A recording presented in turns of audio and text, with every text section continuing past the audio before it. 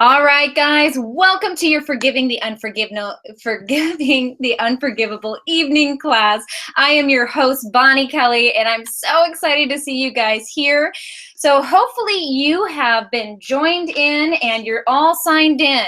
If you notice that there is a chat box below this screen that is going to allow you to be able to communicate with everyone else that is on this call. So as we get started, there's a few key different elements I want to make sure that we're touching base on. On our morning webinar we did this morning, we had a couple different confusions or different things that people struggled with. And so we added a few slides for you guys to hopefully clear some things up. So if you can't hear me, then YouTube Live sometimes auto mutes you, and it's going to be important for you to just click the little, kind of hover down at the bottom of the screen, and you're going to see the little speaker. Make sure that that doesn't have an X through it and turn it all the way up. That's a great way to learn, great way to make sure you can hear me. And then also, if I am blurry, that's because YouTube Live often defaults to a low resolution. So if you see the little wheel icon with the HD, you're going to click it and change the quality to 720p HD. That should clear up any kind of blurriness that you're experiencing, so you can have a great experience as we go forth in this webinar. All right, so those were the technical things that I wanted to make sure to cover, but there's one last thing that we need to talk about as well, and I want to make sure that you are making the absolute most of this hour. So this webinar is scheduled from 5 to 6 p.m. this evening, and we want to ensure that you are making the most of it. And to do so, we want to free yourself of any distractions, especially if there's a TV running in the background, a radio, if you have any other web browsers open, and especially that tech little device I'm sure all of you have near you, which is your cell phones. So by silencing that and freeing yourself of that distraction, it's going to allow you to set yourself up for success and truly make the most of this next hour. All right, so I have a special gift for all of you. So if you stay tuned to the very end of this webinar, I have a quick start forgiveness formula that I developed just for you. This is going to be an absolutely free gift. It'll be a downloadable that'll pop up at the very end of this webinar. So make sure you stay tuned for that special gift. All right, let's dig right in, and I would love to hear from you. So if you are participating in the chat box, please do so now and tell me, have you struggled with forgiveness? I mean, like really struggled with this, whether it's the story that replays in your mind or the feelings of bitterness or resentment. Have you struggled to move into forgiveness? It looks like from the chat box, there's a couple people saying absolutely. All right, well, also tell me, is this struggle negatively impacting your life? Is it preventing you from being vulnerable or trusting? Is it keeping you feeling stuck or as if you don't have emotional or mental control? If this is you, then I'm sure that you're not alone. So tell me, what's stopping you from finally letting this go?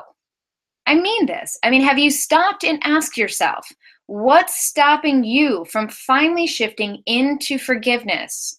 Well, I have some suspicions. In fact, I think that you're here on purpose. I feel that you are struggling with forgiveness and are ready to finally move on. I also think that you're probably here because you realize that the impact of not forgiving it has on yourself and others, and the impact that it has on your relationships and your ability to trust and connect to others. I also assume that you're here on purpose because you're tired of reliving this pain over and over again in your mind.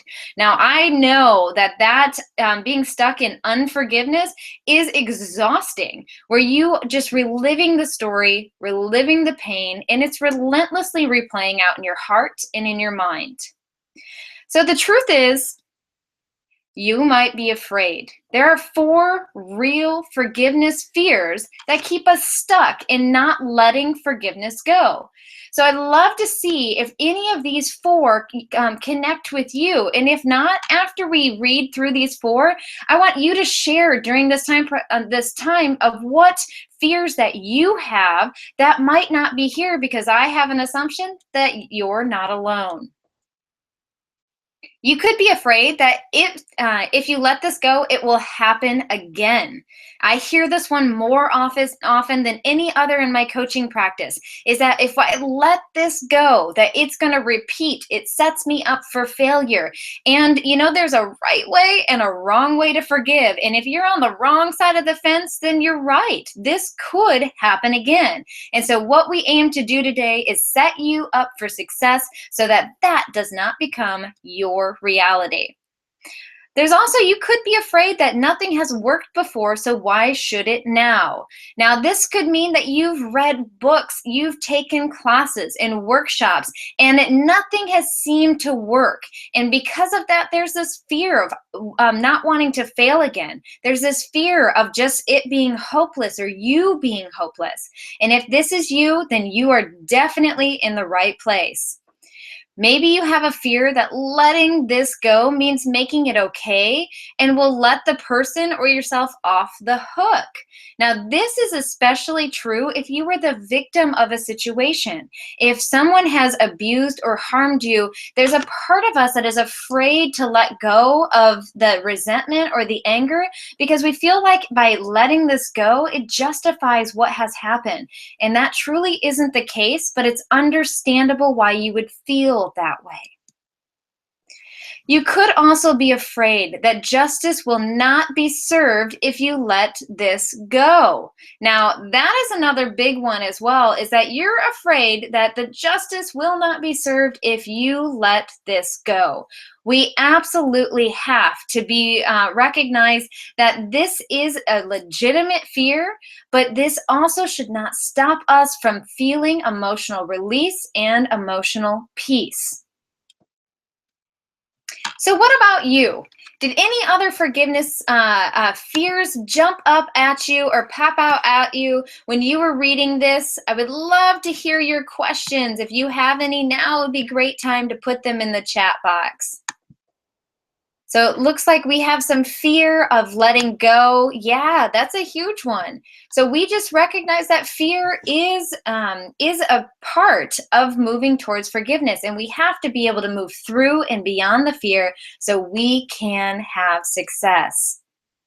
Because the truth is, forgiveness is possible. It is absolutely possible. Now, forgiveness improves our health, our confidence, our emotional intelligence, our peace of mind, our self-esteem, and our happiness.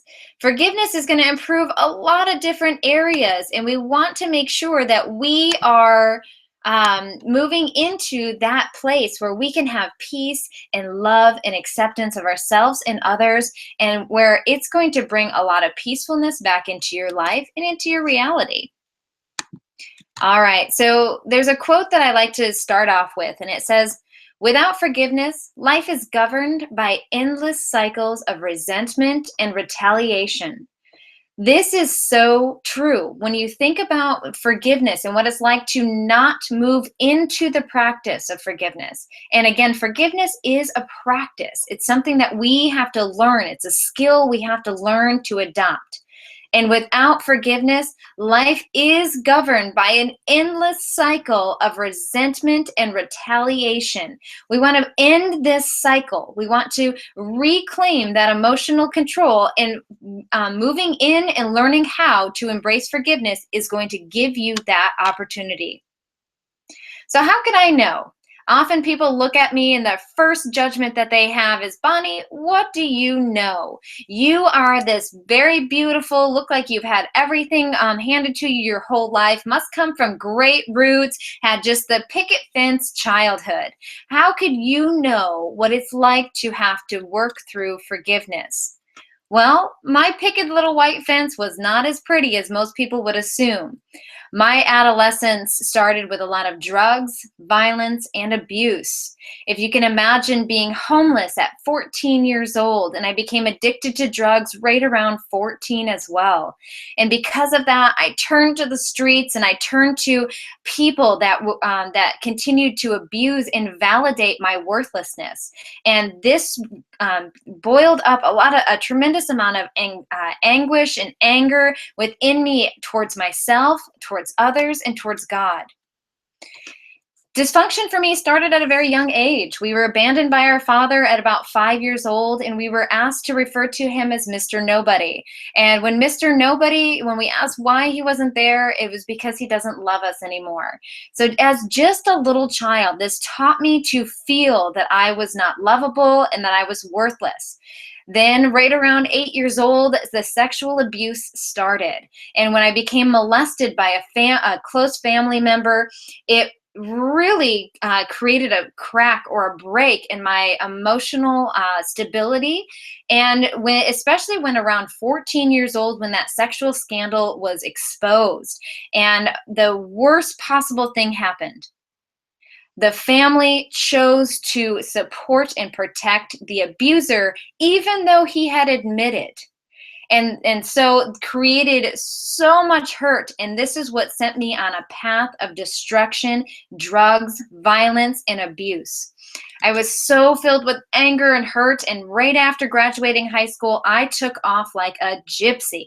I moved from state to state, moving from Michigan to Mississippi to Alabama to Ohio, back to Michigan before I finally found my way out to California. What I didn't realize at the time was I was running. And I was running so hard and so fast from the one thing that ultimately I could never run from, and that was myself.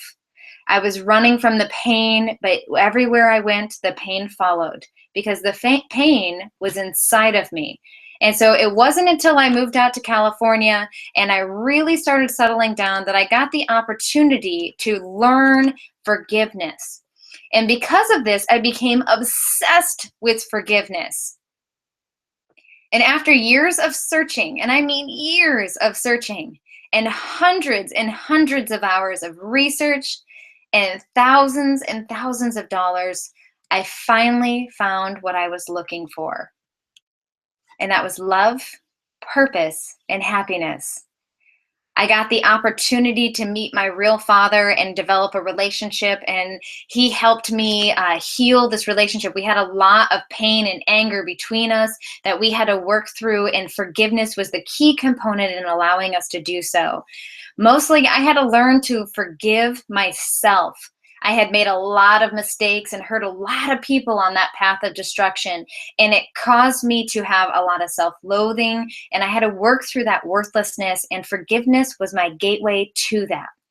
And now, being the person that you do see, this beautiful, smart, talented, successful woman, I have successfully married my best friend and feeling just on top of the world.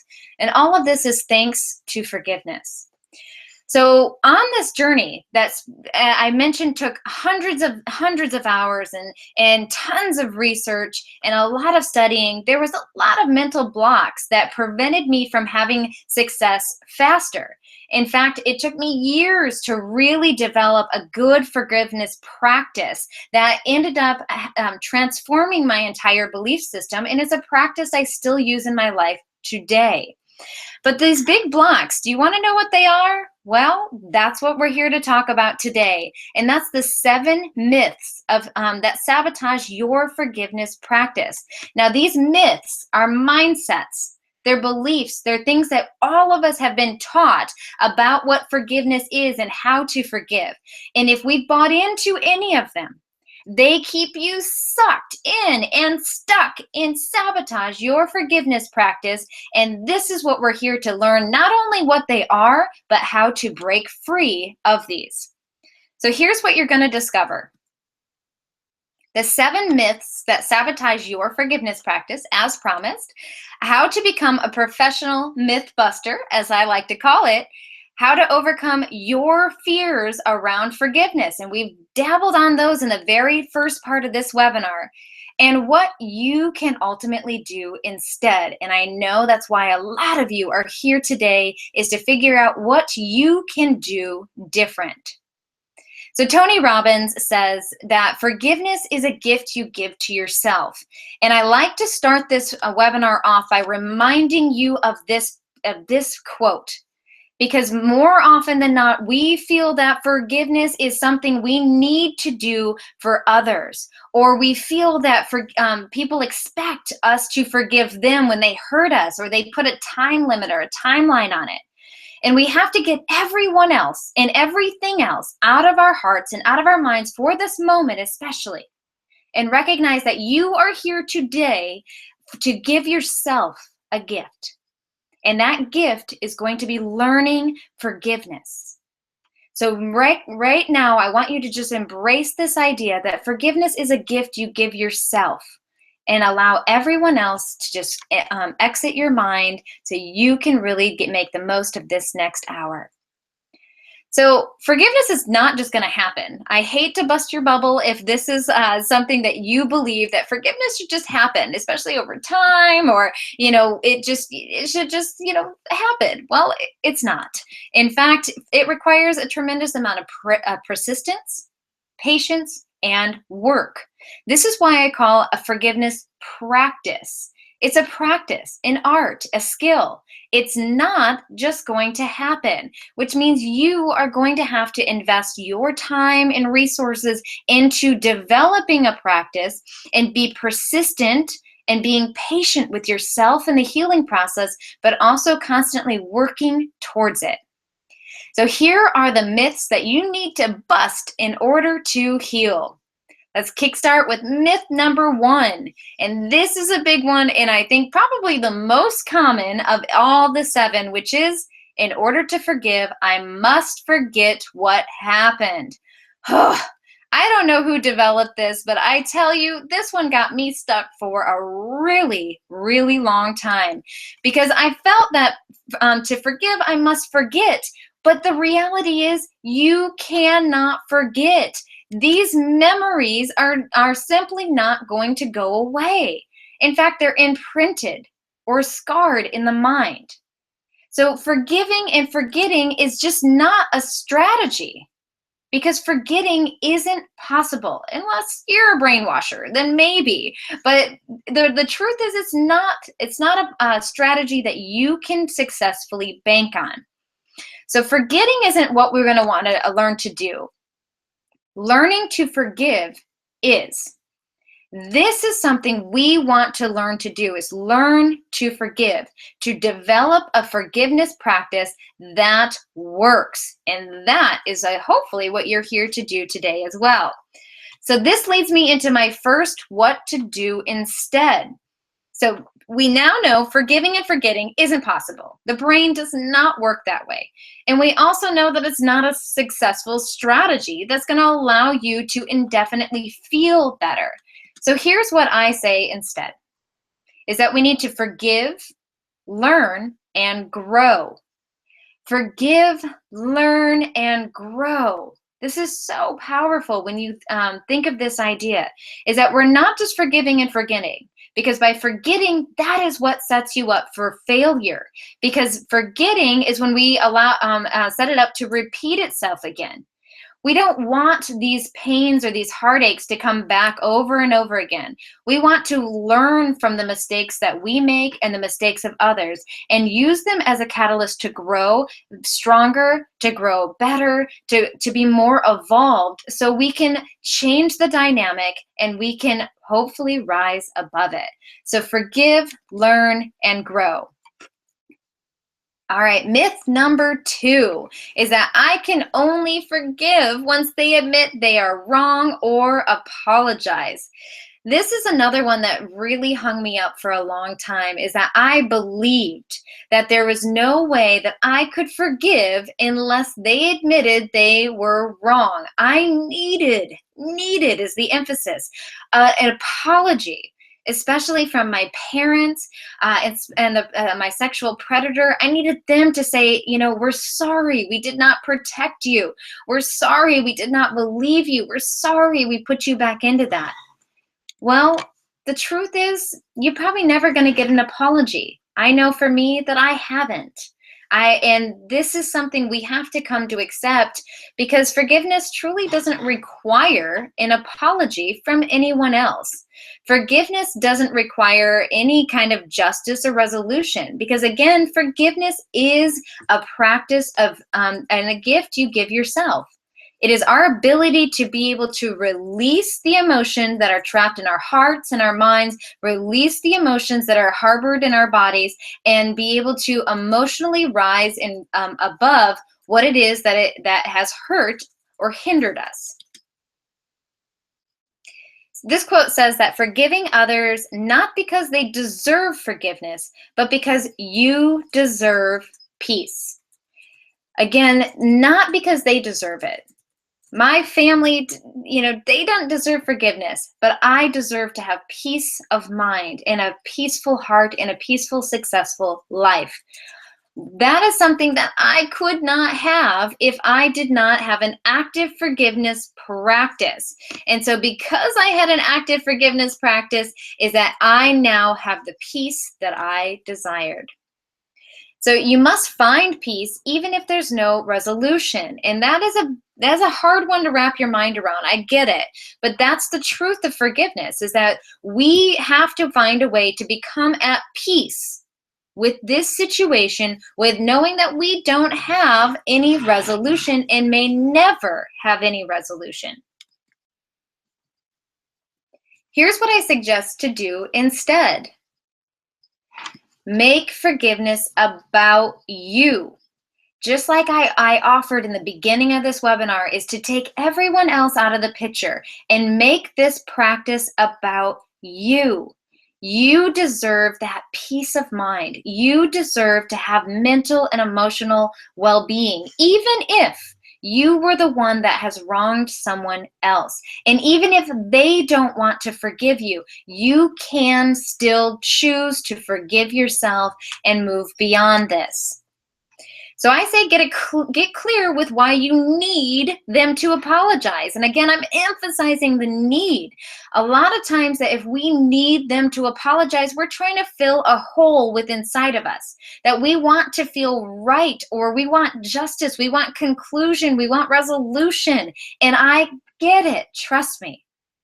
But when we get hung up on that belief system, when we get hung up on that idea, you will continue to spin round and round and round, wrestling with this hurt and this anguish. Again, it's about trying to find peace even when there's never going to be a resolution. Myth number 3. So if you're taking notes now, we're diving right into the myth number 3, and that is, by forgiving, it makes what happened okay or right. Now, this is another one that absolutely floors me, because this one got me hung up as well. And it's that I thought by forgiving that it was condoning or excusing what had happened in the behavior, because and especially since everyone else had taken that mindset and was villainizing me, it was so difficult for me to want to move into forgiveness, because there was a part of me that said, no, it wasn't right. It wasn't right. And that's okay. But under no circumstances does forgiving make what happened acceptable. So here we're going to talk about the difference between accepting and acceptable. Is that when we move into forgiveness, that this does not make what happened acceptable. So to forgive, though, we must learn to accept what has happened. So I'm using 2 words here. I need you to follow along with me. Is that accept and acceptable? Accepting what has happened is a required, necessary step for us to forgive. It brings us emotionally present into the now. Making it acceptable, however, is a choice where we're excusing or pardoning or condoning someone else's behavior. So I like to say acceptance does not equal acceptable. Accepting your history, accepting what has happened, is required for forgiveness. But making what happened okay or right or justifying or rationalizing is not. Joan said this best, where she said, "You can forgive someone who has wronged you and still call the police and testify in court." Because again, forgiveness isn't about letting someone off the hook, and forgiveness is not about is not for the other person. This is for you, and this is for you to not get stuck in the story, not get stuck in the hurt and the anguish, and for you to be able to freely move beyond it. So here's what I suggest to do instead. Ask yourself, in what ways can I accept this as part of my history without making it acceptable? Now, there again is those two words. So you have to really ask yourself, in what ways can I accept that this happened? And sometimes acceptance is just a declaration in saying, that sucked. I would not wish that on my worst enemy. Yep, I was molested. I was raped. I was abused. That sucked. And I don't condone it. I would never wish it upon anyone. But no matter how much I fight or yell or get angry, I cannot change a moment of my history. And so I can move beyond this because I accept that, yes, this has happened, but it doesn't make it right. And if I had an opportunity, I would absolutely testify in court. You are Dr. Wayne Dyer fans, this is one of his famous quotes that he had said at a lot of his lectures, and I remember hearing it many, many years ago, and it just has echoed with me for over a decade now. And he said, "The moving finger having writ moves on, nor all thy pity nor wit shall lure it back to cancel half a line, nor all thy tears wash out a word of it." So I want to reframe this a little bit. And what Omar was trying to say is that the moving finger having writ, meaning our history having been writ, moves on. Nor all thy pity nor wit shall lure it back. So no matter how much you pity or you feel sorry for yourself or how angry or how witty you are, there's nothing you can do to change your history. And no matter how many amount of tears you shed can change even a word of, or even a moment of what has happened. So how I hear this is to recognize that life moves and it moves on. And it doesn't matter what we do, there is nothing we can do to change what has been done. We can only change in this moment now, how we feel, how we think, how we relate, and how we internalize those experiences. And by transforming those, it allows you to get out of your history, become emotionally present, and allows you to move forward confidently. Moving on to myth number 4. I have to feel forgiveness to forgive. Now, I think this is probably the one that I hear from my clients more than many of the others, but this is really a big part, is that we feel or we think that forgiveness is a feeling. And unless we feel forgiveness, that means that it's not possible. And if you are struggling with forgiveness, which again, my assumption is that you are, is that feeling hasn't generated yet. You more often feel the resentment, the bitterness, the hurt, the anger than any other feeling.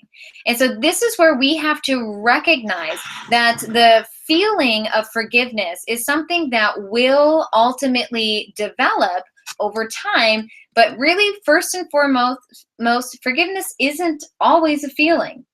It's not. Forgiveness, actually, it's a choice. Yes, it's a decision. It is something that we agree or commit to doing. Hence why I continue to call this forgiveness a practice. It's for you to practice forgiving and releasing and letting go. But it's a choice. So, and the big other part here is it's a choice that you may have to choose over and over and over again. I love this image of the hamster on the wheel because it does remind us that, you know what, this may be a choice that you're going to have to come back to many, many times. So let's take a guess. If you're listening and you're in the chat box, I'd love to hear from you. How many times do you think you need to choose forgiveness before it ever generates a feeling? Again, let me read that. How many times do you think that you need to choose forgiveness before it ever generates a feeling? So we got some guesses coming in. It looks like hundreds, it looks like dozens. And the answer is you're right. And the truth is, it totally depends. It's going to depend on what you are trying to forgive.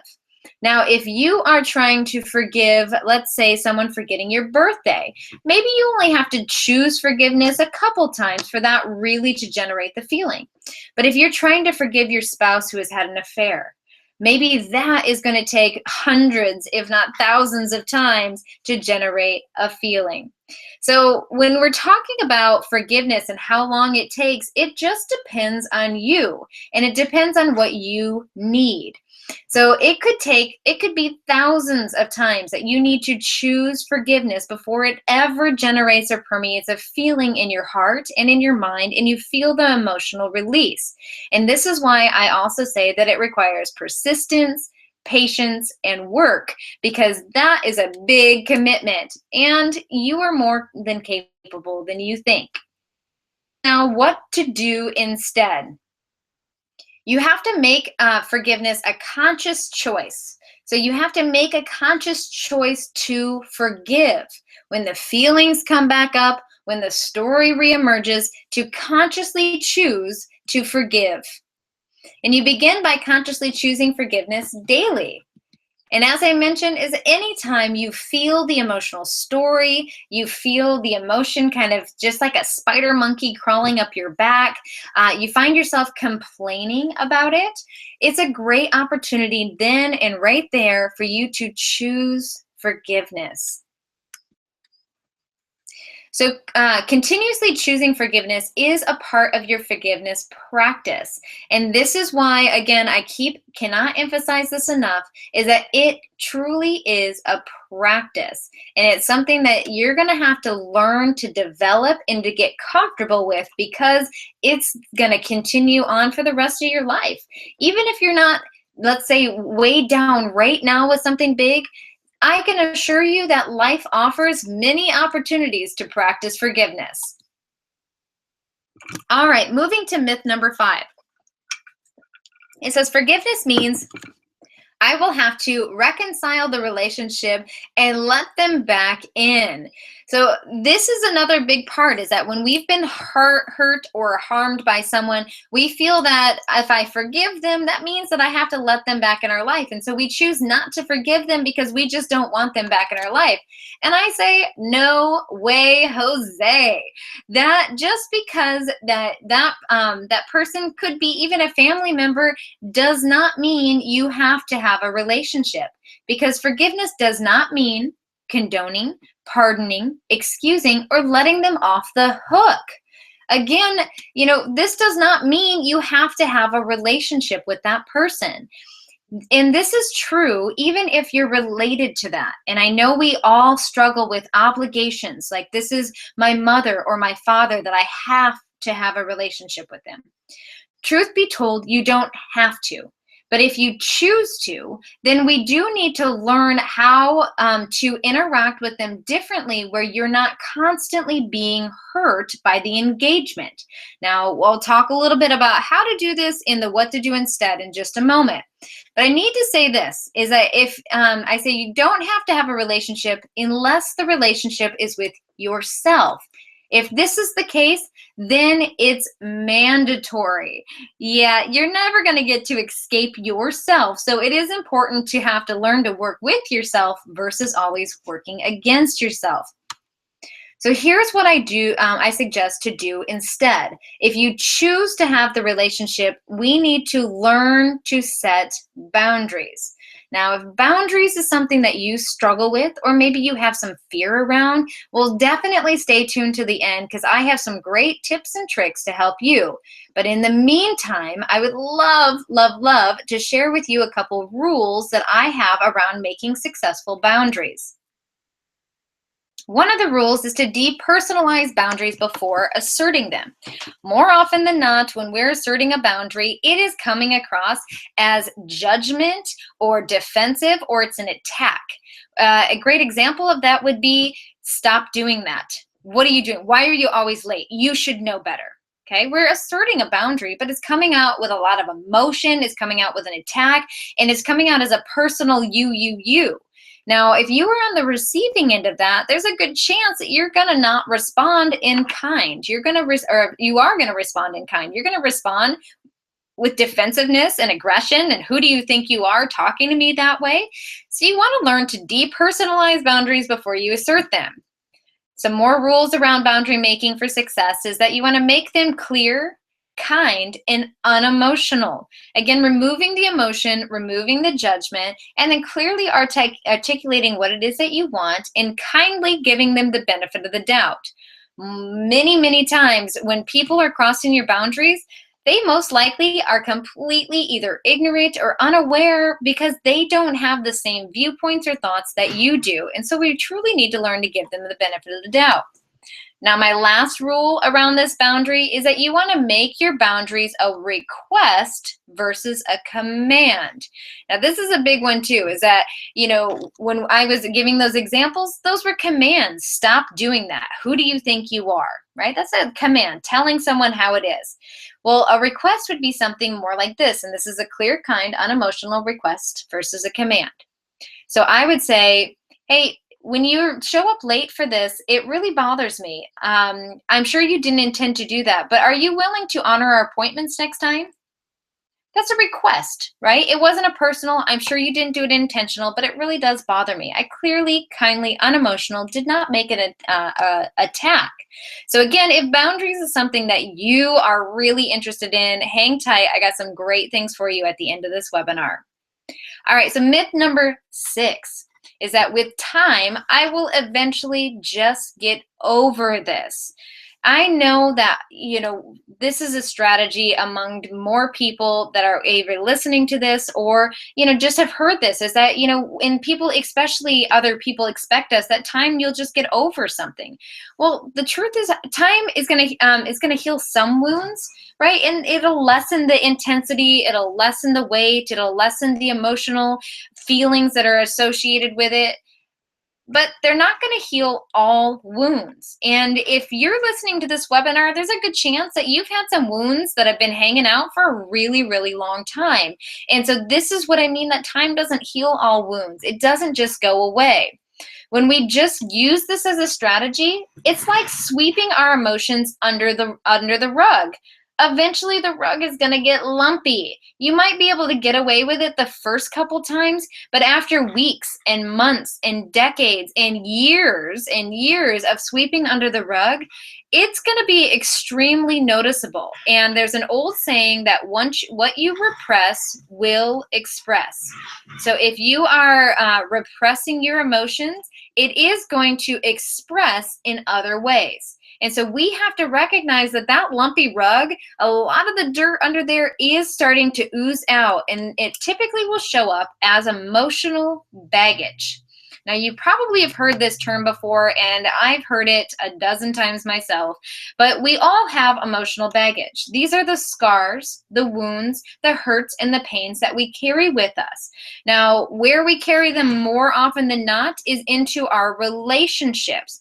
But they don't just stop there. This emotional baggage is attached to you. So it's going to show up in your work relationships. It's going to show up in your work environments. It's going to show up everywhere and anywhere that you go, because it's a part of who you are. So we want to learn to be able to release this emotional baggage so you do not have to suffer, and we can bring you again emotionally present so you can begin to move emotionally forward. Here's what I suggest to do instead. You need to examine your emotional baggage. Yep, that means we need to lift the rug and start looking at what we've swept under there over the last few years. We need to really examine what emotions and what parts of our history that have been unprocessed and that we're dragging into our relationships, and where they're showing up in our communication, where they're showing up in our hurts. And we're going to ask ourselves this question: in what ways is ignoring this negatively impacting my life? So if you're taking a note, this is a great question to jot down. In what ways is ignoring this negatively impacting my life? So if you are experiencing, if you have emotional baggage, then it is negatively impacting you in some manner. Maybe it's negatively impacting your communication, your willingness to trust, to be vulnerable, maybe your sensitivity, maybe you're hypersensitive to things, maybe you're defensive about things. This can all be tracked back to our emotional baggage that needs to be examined and ultimately resolved. Okay, are you ready? We're here at myth number 7. And this one is I shouldn't have to forgive when I was the victim.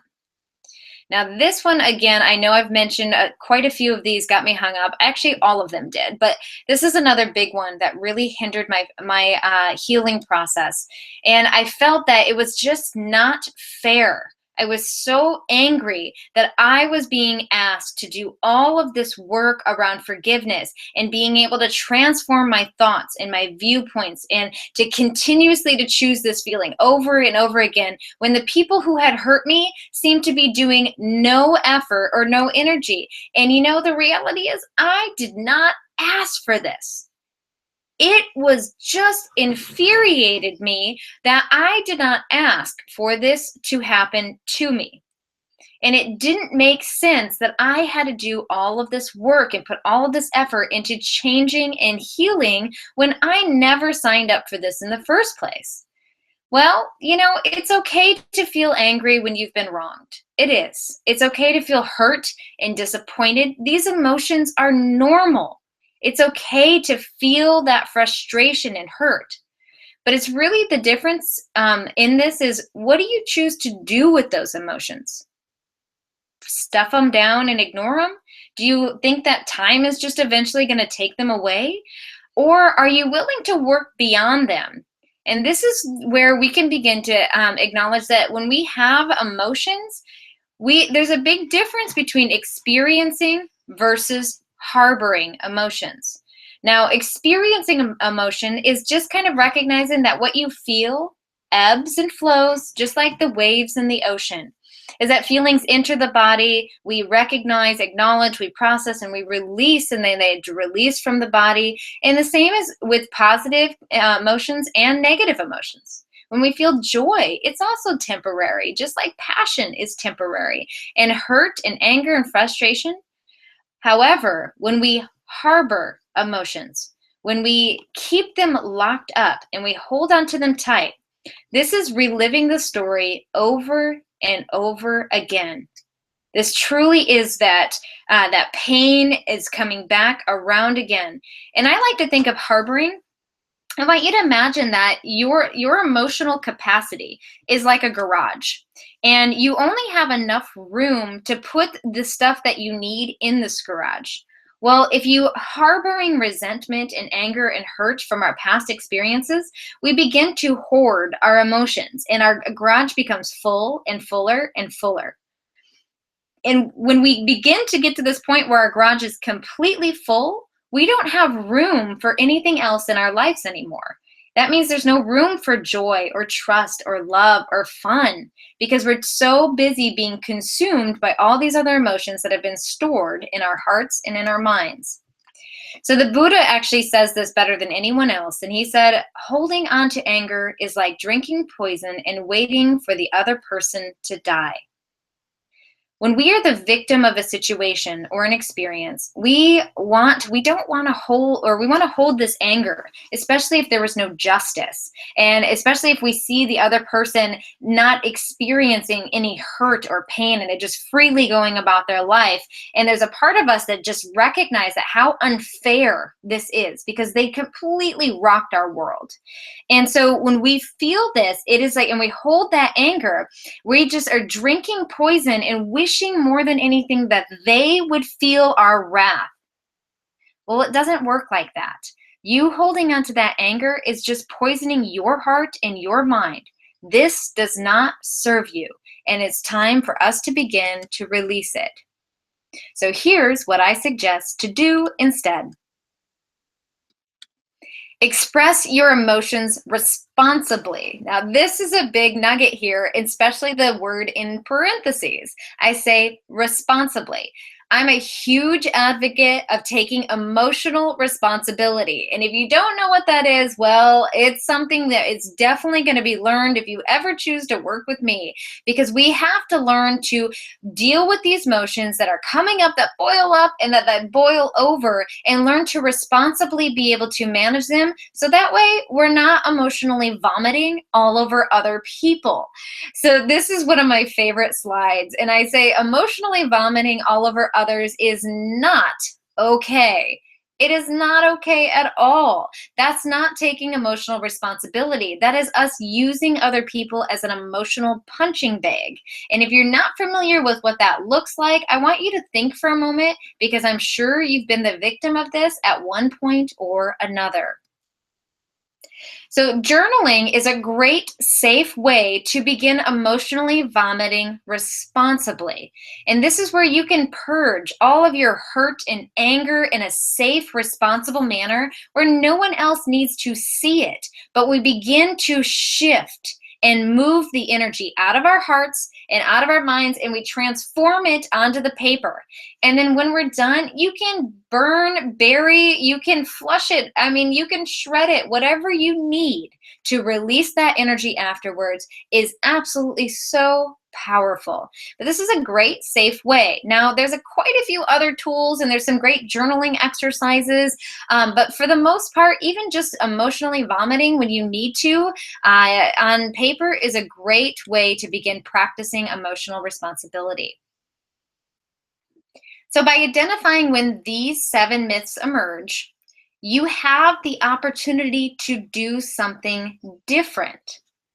Without the awareness, without consciously being aware when you have these fears or when you have these belief systems, then you are going to continue to play victim to what you experience. We need to learn a different way of doing things.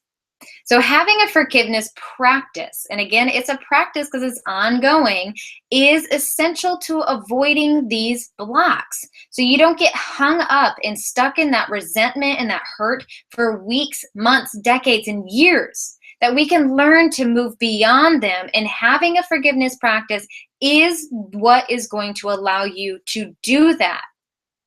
So this leads me to probably the most obvious question, right? Is how do I move beyond this so I can finally be free? Well, I say you have two options. You can do things the way you've always done them. Now, doing this, you know what you can expect. This is going to get you the same results that you've always had. Or your second option really is to discover a new way. You have to find a new way to do things in order to have different results. This is true in everything that you choose to go after or accomplish in your world. Is that a new way to do that? So my suspicion is that you showed up today because you're looking for that new way. You know forgiveness is necessary, but you don't understand what's blocking you. Maybe you haven't had the insight or someone asking you the right questions or the right training to help you really recognize why you haven't been able to move beyond this. Maybe you're just frustrated that you haven't been able to just let this go.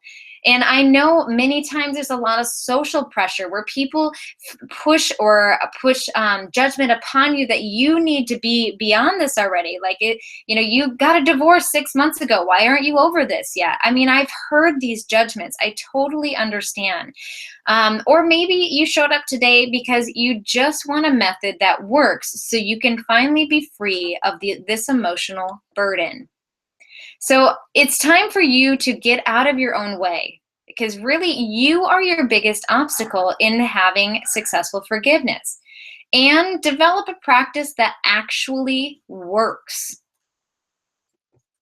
Because forgiveness is possible. I mentioned this in the beginning, and I'm re-emphasizing this again. Take it from me. Forgiveness is possible, and it completely will transform your entire life. Now remember, nothing I have shared with you today is theory.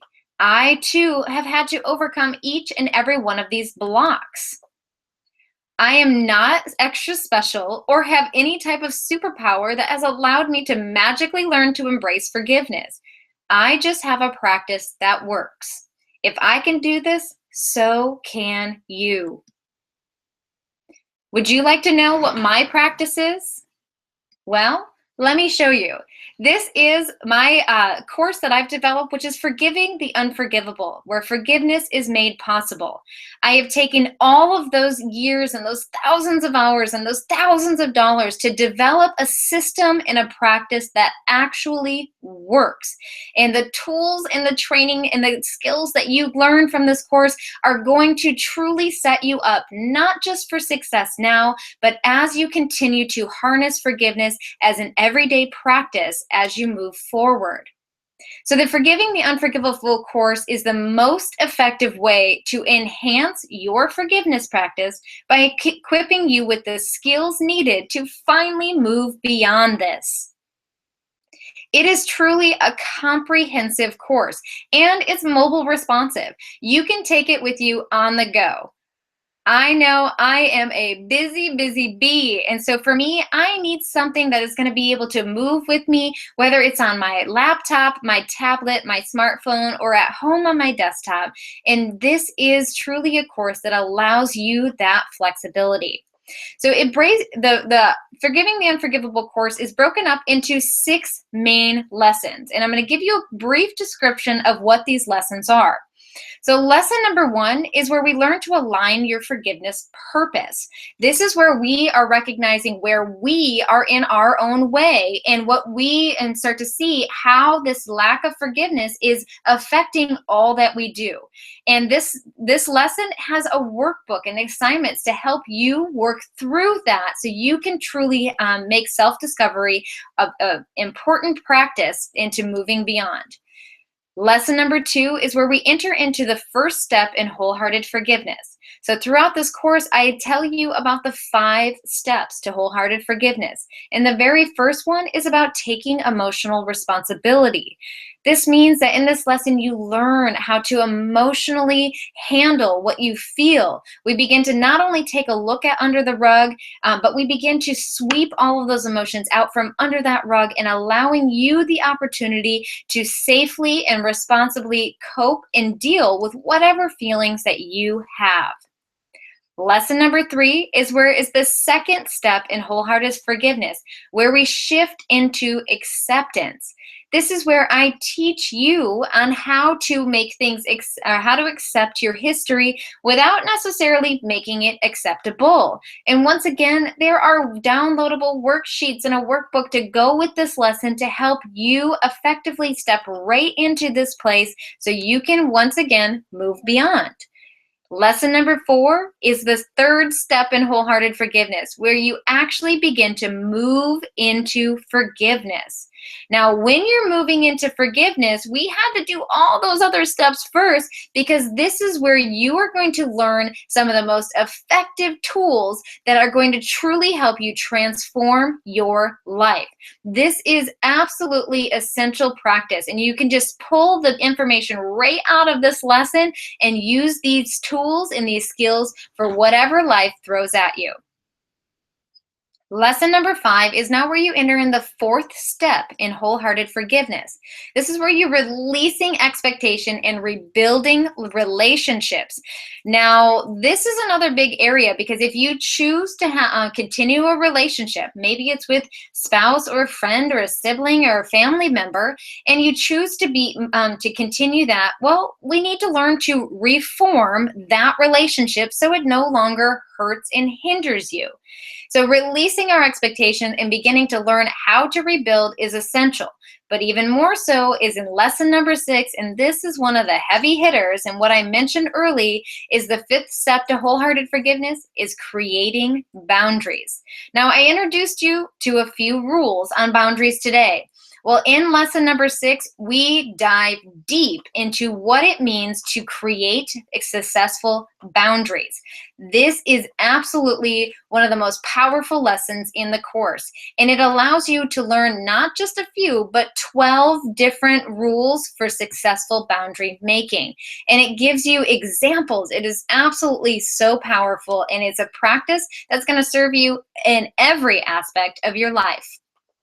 So as I mentioned, each lesson has downloadable PDFs and homework worksheets. There's over 10 of them for you to print and follow along and work on and work through. These are going to be what it takes to do the work. You are examining yourself and taking the lessons into practical application. Clients are raving about how awesome our forgiveness practice is. I love what Neil says, and he said that you helped me move past something I was stuck in on for last 20 years. I mean, that is such a powerful, powerful quote when you recognize the power that forgiveness can do for you. So here's the special offer though, is that not only if you are interested in signing up today, is that I have not one, but 2 fast acting bonuses, which means that in the next 15 minutes, if you choose to take part in this course, is that you're not only going to get the 6th lesson, Forgiving the Unforgivable course, but you also receive 2 hours live forgiveness training absolutely free. Now, this is a class that I had taught that is recorded into a DVD series with 6 additional lessons. And included with that is going to be 7 more PDFs for you to work on embracing and harnessing forgiveness.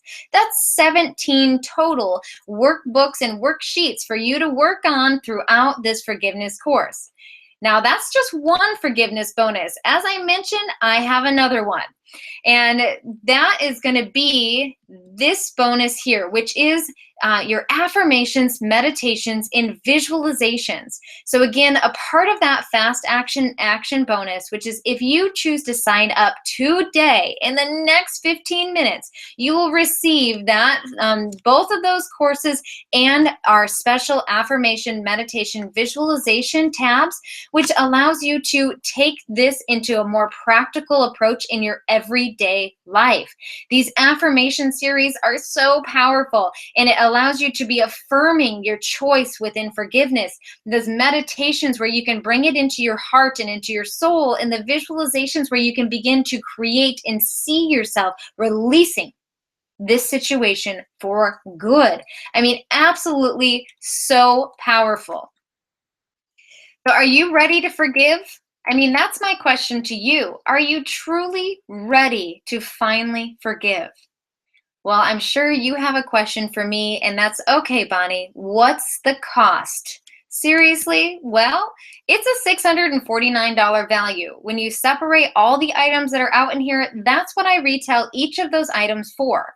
However, if you take part in that next fast action bonus in the next 15 minutes, you are going to receive it for just $97. Woo! Awesome. So there is a button that has just popped up at the bottom of your screen. You should be able to just click it. But if you need to write this down, you can go to mindfooacademy.com/forgive. Now that is a special link that is going to take you to that $97 special. You will not be able to find that anywhere else on the website. So you're going to have to click the link in order to take advantage of this. And Mindful Academy is my online school that I've developed to help you create Kung Fu for the mind. And this is going to help you move beyond this hurt and this resentment. So again, that's mindfulacademy.com/forgive, or just simply click the link below. Once you leave, you're going to be just taken to the website, and it's going to look a little something like this. This is our hidden page that only people on this webinar are going to have access to. You can just read through, get more information about each one of the lessons, about all the different special offers that we're including with you today. Or if you know that this is right for me and you're ready just to sign up now, you just click the Sign Me Up button, and it's going to take you all the way to the bottom of the page where it's going to have the sign up form. Once you fill this out, an email is instantly sent to you with your username and password and a link to your membership login. Here is where you become a part of the Bonnie Kelly family. And this is where you can just instantly get access to your forgiveness course and all of those bells, whistles, and bonuses that I have promised to you here today. So it is easy. And again, that's mindfulacademy.com/forgive.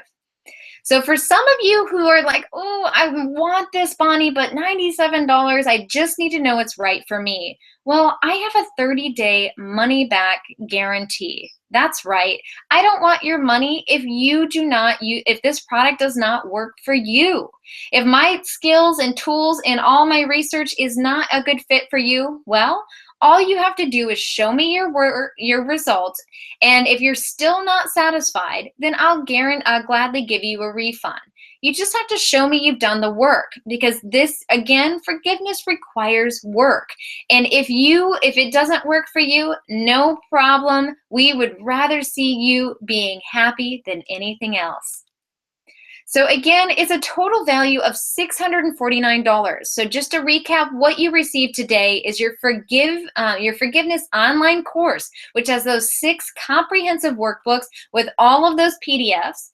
You have a 2-hour live forgiving course that is live taught. So it's another great way to get this information.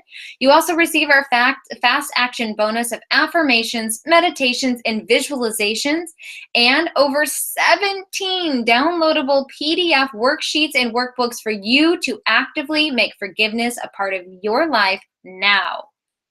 So again, it's just $97. So click the link below and go. If you need help ordering, or if you have more questions, my team is standing by. You can chat us, email us, or give us a phone. All of our contact information is available, and I'm going to be hanging out here for another 15 minutes after this, after we're done, to answer any and all of your questions that you have about this course. All right, as promised, for all of my veterans who have stayed tuned to the end, we have our quick start formula special gift here for you. There's another link that just popped up below, and that is how you are going to get access to this wonderful special product that you can't find anywhere else.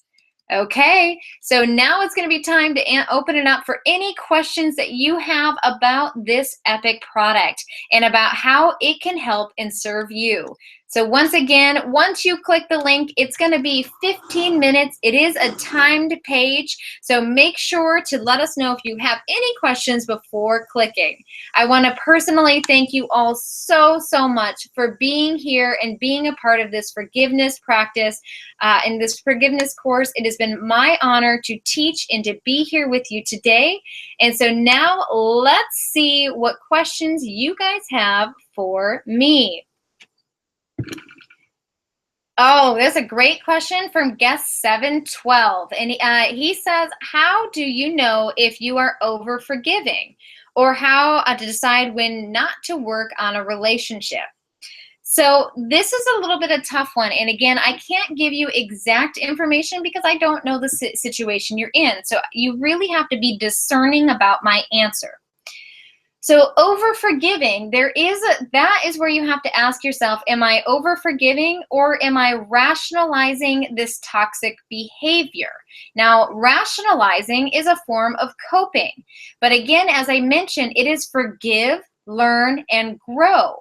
So it's important to recognize that forgiveness is a process, and if you're not learning from it and you're not growing from it, then you're doomed to repeat it over and over again. So now the other part of that question is how do I decide not to work on this, or when not to work on this relationship? That is going to be a personal question just for you, guest 712. Yes. And it's going to be about asking yourself, all right, have I tried interacting with this relationship differently? Do I need to release my expectations? Do I need to assert boundaries? Because maybe this relationship hasn't worked in the way that it is, and now it's just about time to be able to transform how you are interacting with one another. And it's your responsibility to learn how to cultivate or create that transformation within that relationship. So I hope that helped guest 712. And if you really are interested in that, I promise you the forgiveness course is going to truly help you be able to transform that and learn how to release that expectation. Lesson 5 and 6 is all about how to transform relationships and to rebuild so you don't continue that cycle of hurt and abuse. So hopefully that answered your question. Once again, guys, I can't thank you all enough for being here with us this evening. It has been my honor to be your host and guest. Don't forget to click the link and check out our mindfulacademy.com/forgive for your special offer. Download your free gift. And until next time, keep being awesome. I'll talk to you all soon.